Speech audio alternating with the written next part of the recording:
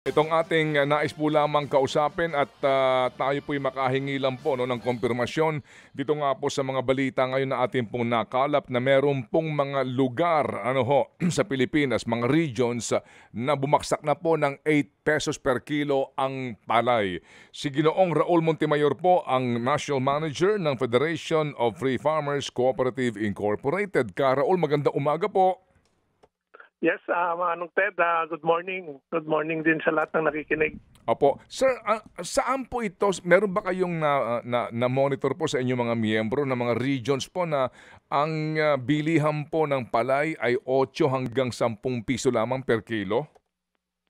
Yes, may mga reports ng ganyan dito sa Nueva Ecija, Bicol, fresh palay yan, yung hindi pa natutuyo. Although sa ngayon kasi karamihan ng palay na ani na. In fact, taniman na ngayon. Pero mayroong mga magsasaka na dahil sa bagsakang presyo, hindi muna nila ibinenta, tinago mo nila. Imbis na tumaas ang presyo, lalong bumagsak ang presyo. Kaya marami ang nagko-complain na bakit ganyan at napakababa ang presyo ng palay. Ano po ang dahilan kaya nito, Raul? Anong factors nito? At dito po sa binabanggit nyo, halimbawa may mga areas sa Nueva Ecija, bakit po? Opo, tinitignan namin yung imports. Although medyo nagmura ang imports, yung dagsa ng importasyon hindi naman ganun kalakas. Kaya ang natutukoy namin na malaking rason yung paglalabas ng gobyerno ng murang bigas. Lalo na yung 20 pesos at saka yung pakikilahok ng mga LGU sa pagbibenta ng murang bigas.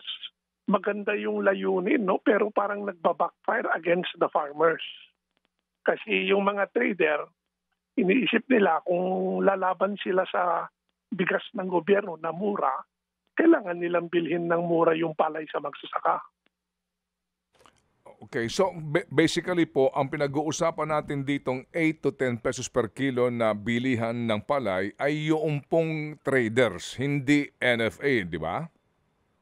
Ay, hindi po NFA. Opo. Kasi yung NFA, nasa 24 siya, 24 na tuyo, no? Yung 8 pesos na fresh, ang katumbas ng tuyo niyan, mga 12.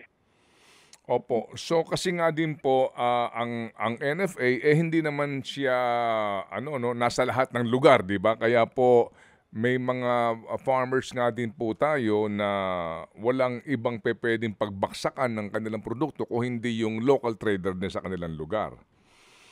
Tama 'yon. At hindi lang yung location, pero yung quality requirements ng NFA pag nagbenta ka doon, dapat tuyo siya at malinis. Karamihan ng mga magsasaka, wala naman silang dryer at blower, kaya napipilitan silang ibenta sa trader sa mababang presyo. Opo. Meron ho bang outside of Luzon na ganito po ang bilihan sa inyo pong pagbabantay, Raul? Yes, although wala kaming direct na feedback, pero binabasa ko yung mga post sa Facebook. Kasi parang nagko-comment sila doon sa sinasabi ng NFA na hindi naman namin ibababa yung presyo ng NFA sa 24, mananatili siyang 24. Karamihan sa mga nagko-comment sa NFA yon, pero ilan lang nakakapagbenta dyan. Kami, ang binibenta namin dito sa lugar namin, 8 hanggang 12 pesos per kilo lang. All over po, all over ng iba-ibang lugar ng Pilipinas. So, ano solusyon niyo kaya dito para maiwasan po na hindi ito naman mangyari na sobra ho naman at sinasabi nga nung farmer na wala talaga lugi at dagdag utang ito eventually sa kanila? Palagay ko yung gobyerno has to strike a balance, Kasi kung bibilin mo yung palay tatapatan mo yung NFA palay na 24 pesos per kilo, imposibleng maibibenta mo yung bigas ng 20. Kahit palay pa nga lang, 24 na, ibibigasin mo, mas nagmura pa. Kaya is 20 pesos the correct price ng rice, no? Kung bibilin mo siya ng 24. At kung pipilit ng gobyerno na ganyang kamura ang bigas, 90% ng palay ay binibili naman ng private trader, hindi ng NFA, babagsak talaga ang presyo ng palay. Kasi hindi naman kontrolado ng gobyerno yung pamimili ng mga trader sa magsasaka. How can you strike that missing balance? Oo, yun ang medyo mabusisi. I think dapat kasi yung 20 peso rice ay yan ay i-reserva na lang sa talagang mahihirap. Kasi pag nilunod mo yung merkado ng ganung kamurang bigas, talagang maapektuhan ang presyo ng palay. No? Pero kung directed lang yung murang bigas sa mga mahihirap at pabayaan mo yung presyo ng ibang klaseng bigas na maging market-based, baka hindi masyadong maapektuhan ang presyo ng palay. No? Kasama din dyan yung pagkokontrol ng imports. No?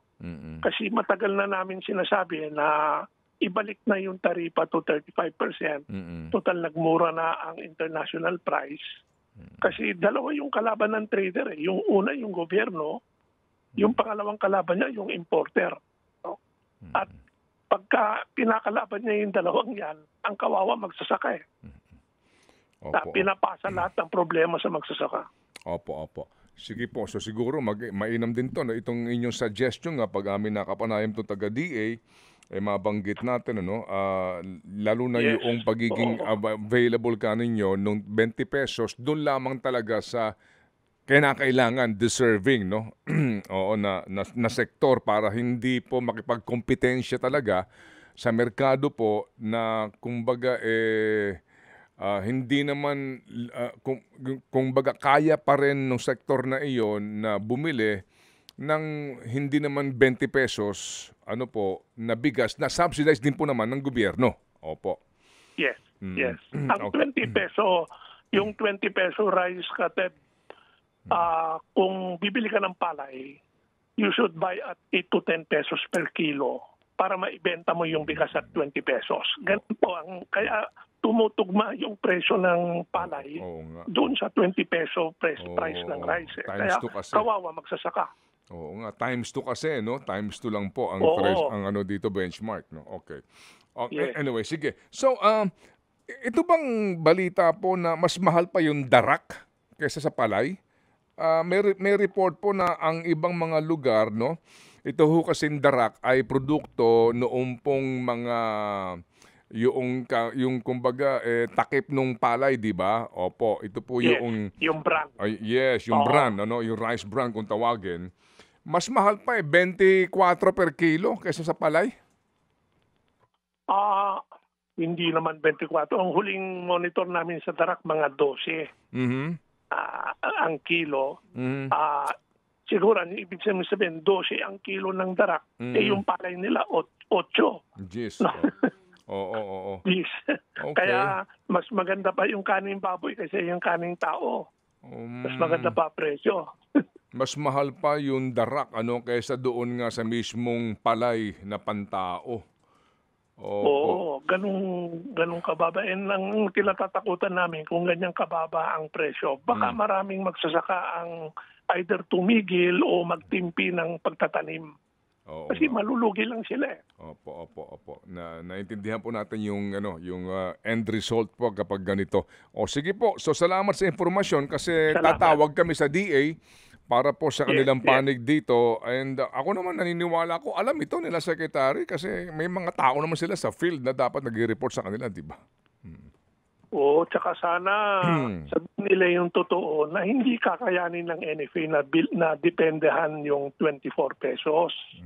Kasi parang pinapaasa nila yung publiko na okay mag-alala dahil bibili na namang NFA sa 24. Alam naman nilang hindi kaya ng NFA yon. Opo, kasi nga ninyo, ilang porsyento lamang, sir, ang nabibili po ng NFA sa kabuuang produksyon? Ilan? Maximum 5%. Sa buong production ng palay ng mga Filipino farmers? Yes, 5% lang po. Alam nila yan.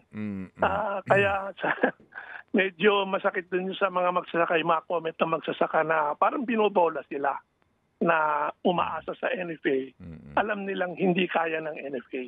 Opo, opo. Sige po. Muli po salamat ka, Raul, sa inyo pong panahon sa aming programa. Thank you, sir. Salamat po.